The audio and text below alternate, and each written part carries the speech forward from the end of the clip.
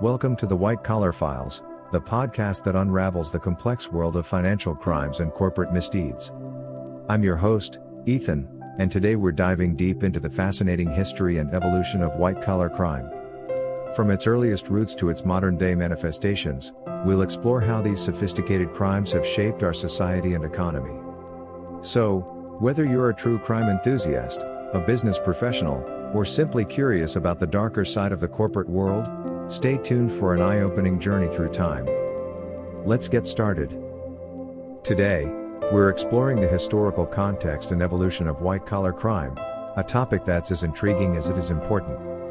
As we delve into this subject, we'll uncover how these non-violent yet devastating crimes have transformed over time, adapting to changes in technology, law, and society. Let's begin at the beginning. The term white-collar crime was coined by sociologist Edwin Hardin Sutherland in 1939. Sutherland introduced this concept during his presidential address to the American Sociological Society, defining it as a crime committed by a person of respectability and high social status in the course of his occupation. This was a groundbreaking moment in criminology, as it shifted focus from traditional street crimes to offenses committed by individuals in positions of power and trust. Sutherland's motivation for introducing this concept was his observation that the criminological community was disproportionately focused on crimes committed by those in lower socioeconomic strata, while largely ignoring the illegal activities of the wealthy and powerful. This bias in focus not only skewed the understanding of crime but also perpetuated a system where certain types of offenders were more likely to escape justice. However, the roots of white-collar crime extend far beyond Sutherland's coinage of the term.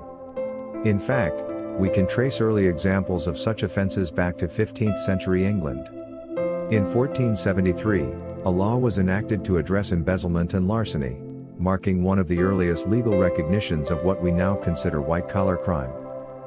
The Industrial Revolution marked a significant turning point in the evolution of white-collar crime. As businesses grew and became more complex, so did the opportunities for financial misconduct. Companies began employing tactics to gain unfair advantages over competitors, often resorting to monopolistic practices that harmed consumers by driving up prices.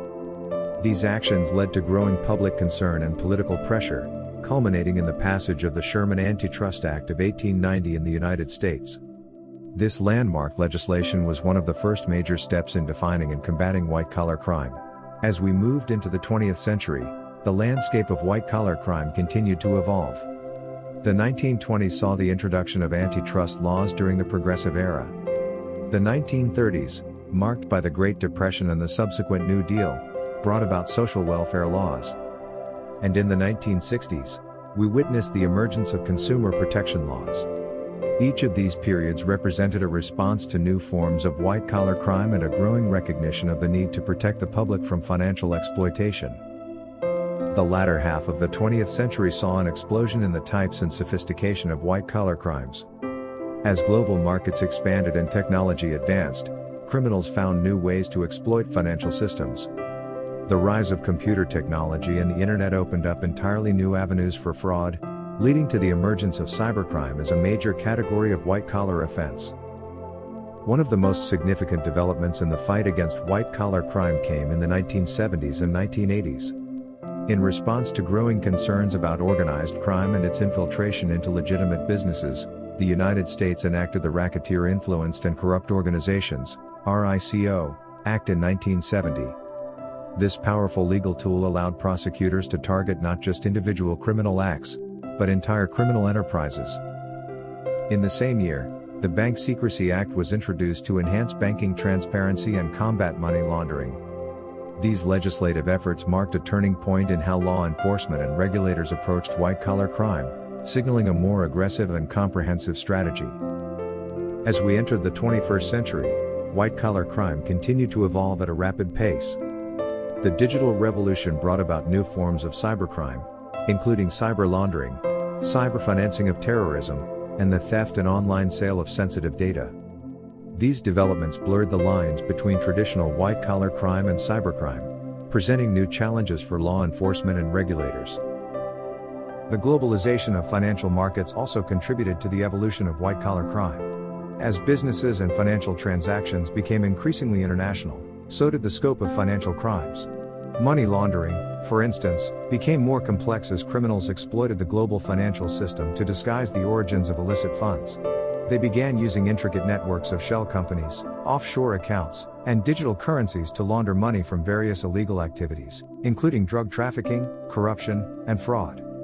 The cross-border nature of these crimes presented significant jurisdictional challenges, necessitating greater international cooperation in detection and prevention efforts. This led to the development of international bodies and agreements aimed at combating transnational financial crimes, such as the Financial Action Task Force, FATF, and various UN conventions against corruption and organized crime. Another significant development in the evolution of white-collar crime has been the expansion of who can be considered a white-collar criminal. While Sutherland's original definition focused on crimes committed by individuals of high social status, the modern understanding of white-collar crime has broadened to include a wider range of perpetrators. Today, white-collar criminals can include not just high-level executives, but also middle managers, government employees, and even lower-level workers in positions of trust. This expansion reflects a growing recognition that the opportunity to commit financial crimes is not limited to those at the top of the corporate ladder, but can occur at various levels within an organization. The 21st century has also seen a series of high-profile white-collar crime cases that have captured public attention and shaped our understanding of these offenses. Cases like Enron, WorldCom, and Bernie Madoff's Ponzi scheme have become synonymous with corporate fraud and financial misconduct. These scandals not only resulted in billions of dollars in losses but also eroded public trust in financial institutions and corporate governance. In response to these high-profile cases, there have been significant legislative and regulatory changes. The Sarbanes-Oxley Act of 2002, for example, was passed in the wake of the Enron scandal and introduced more stringent financial reporting requirements for public companies. Similarly, the Dodd-Frank Wall Street Reform and Consumer Protection Act of 2010 was enacted in response to the 2008 financial crisis, introducing new regulations aimed at preventing systemic financial risk and protecting consumers. The evolution of white-collar crime has also been marked by changes in how these offenses are investigated and prosecuted. Advances in forensic accounting and data analysis have given law enforcement agencies new tools to detect and investigate financial crimes. Meanwhile, the use of deferred prosecution agreements and non-prosecution agreements has become more common, allowing companies to avoid criminal charges in exchange for cooperation and remedial measures. One of the most significant recent developments in the landscape of white-collar crime has been the rise of cryptocurrency and blockchain technology. While these innovations have brought about new opportunities for financial inclusion and technological advancement, they have also created new avenues for financial crime. Cryptocurrencies, with their pseudonymous nature and ability to facilitate rapid, cross-border transactions, have become attractive tools for money launderers and other financial criminals. This has led to new challenges for regulators and law enforcement agencies, who must now grapple with the complexities of investigating and prosecuting crimes involving digital assets. At the same time, blockchain technology has the potential to enhance transparency and reduce fraud in financial transactions. Some experts believe that blockchain could be a powerful tool in the fight against white-collar crime, providing an immutable record of transactions that could make it easier to detect and prevent financial misconduct. The COVID-19 pandemic has also had a significant impact on the landscape of white-collar crime. The rapid shift to remote work and increased reliance on digital technologies has created new opportunities for cybercrime and fraud. At the same time, government relief programs implemented in response to the economic impact of the pandemic have been targeted by fraudsters, leading to a surge in cases of relief fraud. Looking to the future, it's clear that white-collar crime will continue to evolve in response to technological, economic, and social changes. As artificial intelligence and machine learning become more prevalent in financial services, we can expect to see new forms of AI-enabled fraud emerge.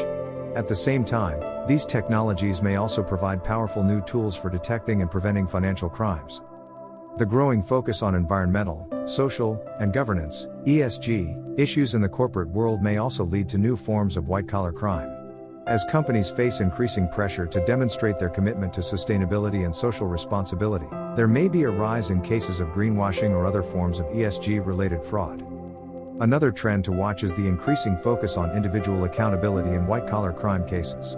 In recent years, there has been a push for prosecutors to target not just corporations, but also the individual executives and employees responsible for misconduct. This trend, exemplified by policies like the Yates Memo in the United States, may lead to more aggressive prosecution of individual white-collar criminals in the future.